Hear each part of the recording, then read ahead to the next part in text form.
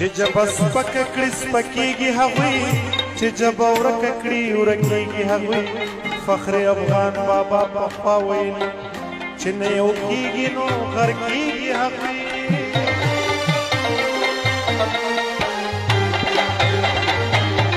مونږ د بابړې شهیدان هېر کړي مونږ سپېڅلي مشران هېر کړي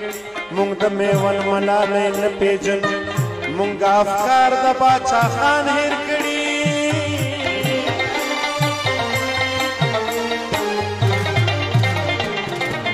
ګناه متصدا او ګناهګار ولې یو بل وجلو ته تیار ولې ارمان مې دا هر رشته مې انساني پکار دا او باچا خان ارمان مې دا هر رشته مې انساني پکار دا باچا خان پکار